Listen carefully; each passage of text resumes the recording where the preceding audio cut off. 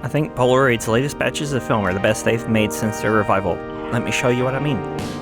Breaking news, I'm on the Negative Positives podcast episode 368, available now. I had a blast and was honored to chat with them about my film photography journey and so much more. Check it out now, links in the description. The reborn Polaroid has been given a lot of grace from the film community for kind of a string of bad film as it arrived at its latest formulas. But I have to say that these shots with Kate, Jade, Julie, and Penelope have made me think that maybe they might have figured out how to get good color film. I think their black and white film's been good for a while, but the color has been so spotty. You'll see some blur in these photos. That's because I was shooting indoors with SX70 film, and really that's not a good combination if you don't have a flash. But you can see here in the bright light of Joshua Tree National Park that the film really sings, and look at those deep blues in the sky. On my way back from California, I stopped in Phoenix for another shoot with Becky Jo.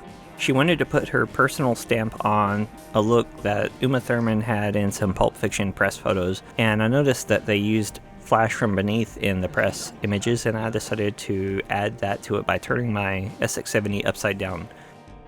I should add that she wanted to put her personal twist on that Uma Thurman look. She didn't want to copy it directly.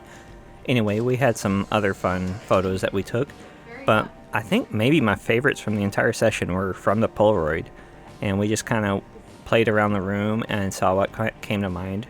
And she had a cigarette, which she could not light in the non-smoking room, but we had an idea that maybe we thought would work. And the close focus of the SX70 actually made it possible. So thankfully she had a lighter, and this was a prop cigarette. But anyway, the close focus and metering of the SX70 were really solid and enabled us to get this wild and weird idea that I have my own hand in a photograph. And I'm just thrilled that somehow that the camera managed to meter this well, and you notice the sunlight through the windows actually balanced very well with the flash exposure.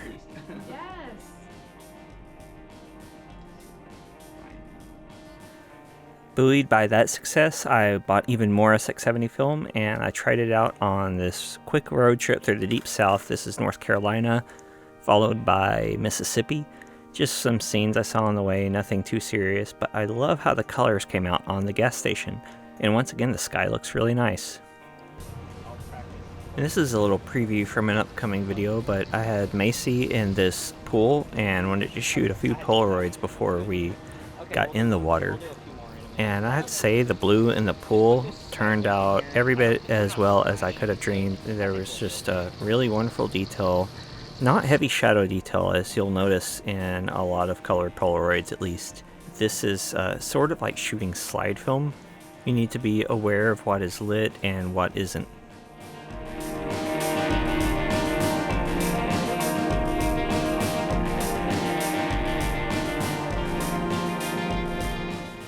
Having shot all this SX70 film, I was super curious about what 600 film was like, especially considering that Penelope's photos she shot while I was in the Joshua Tree area looked really nice, and she was just shooting 600 on a Sun 600 style camera. So thankfully Ashley had a Sun 600 style camera with her and some 600 film.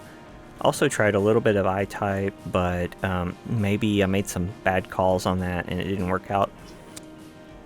I had a few shots of SX70 left in the camera, so I decided to see if I could manage some kind of comparison between the three types of Polaroid film outside of the Go at least. And really, between those two photos, you can tell that I have a hard time figuring out which one is actually the SX70 and 600. Although with these two, they feel basically the same, and you saw the I-type was just a complete miss, and I think it was my choice of focusing range. I think the takeaway on a lot of these photos is that indoors flash is usually super helpful.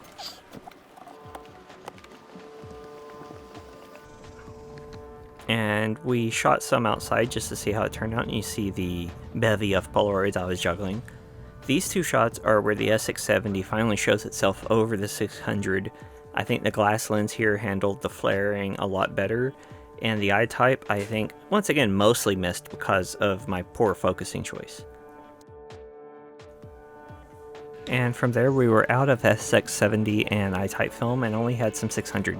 Thankfully, Ashley had a pack of 600 she was willing to let me use, and I just put this camera to the ultimate test with some high contrast window lit scenes that knowing how to light things artificially and knowing light patterns in general really helped me make these photos work, I believe. I mostly like them even with a near total lack of shadow detail. The shapes are good, the shadows fall well, and I think they work in a very graphic sense as far as like shadow and light goes. But not being happy with just that, I wanted to bring out one more pack of SX70, actually two. Wanted to test some black and white, which is what I eventually did with Slade, but I had a few more color shots to shoot through. So there were a couple that were not amazing. This light was still very harsh. But as you'll see, once again, the flash comes in to save the day, and also just picking the right light goes a long way. And once again, it does a really nice job of balancing that flash exposure with the background exposure. And here I realized that I wanted to try to do some non-flash work, and I eventually decided to use the light in maybe the intended direction of having it front light her, because it was a beautiful soft light coming from those open windows in this parking tower. But still, it was very harsh, and you have to be mindful of background elements to try to give separation between dark hair and dark backgrounds, which is what I was trying to do here. And you can see that the lighter pillar helps light her hair, and there's a little chiaroscuro going on here, light playing against dark, and you see that really wonderful background balance with the ambient exposure. And here's just a nice, even, soft, directional light that I really enjoy, and this film, the black and white SX70, really handles super well. And as I mentioned earlier, I believe black and white was probably the first successful new Polaroid film, or I guess impossible at the time, and it continues to be a true winner. Another reputation Polaroid's had is for taking forever to develop, and on the SX70, I could see results within 2 minutes, and it wasn't much longer with the 600 film, and the 600 film I shot was from February, so I believe they're really going a long way towards solving the long development issues, because I can see focus pretty quickly, and it's helped a ton, and I can show the models too. The price is at play on this film, and you do have to consider it strongly. But it's cheaper than it's ever been. If you buy in volume, it goes down in price. And honestly, I kind of think it's finally worth it. I've been on the fence, especially with color. With black and white, I've been confident shooting it for a long time now. But I would say outside of one slightly dark photo you're about to see that I'll probably make an emulsion lift out of, that I finally consider Polaroid color, so long as they continue their current hot streak they've had going this year, to be a buy. I think it's finally worth the $18 or so that they're asking. Awesome job. Thank you. You're welcome. I would still like if they would maybe press in 2 more shots into the packs or lowered another $1 or $2, but overall I'm super pleased. And as you saw, I have some cracky leatherette on my Kmart special Polaroid sonar that I got a few years ago, so I decided finally to kind of give it a little bit of a new life. So I used a chisel tip on an X-Acto type blade to lift the old cracking rubber surface. And here's the before, and now we'll check out the after.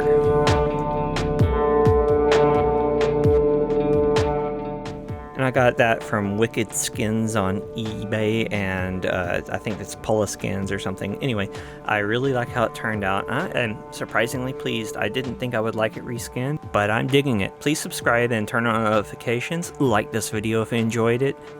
Comment if you have any thoughts. I really enjoy reading your comments. Don't forget to check out Negative Positives podcast, and I will see you soon. Thanks. Bye.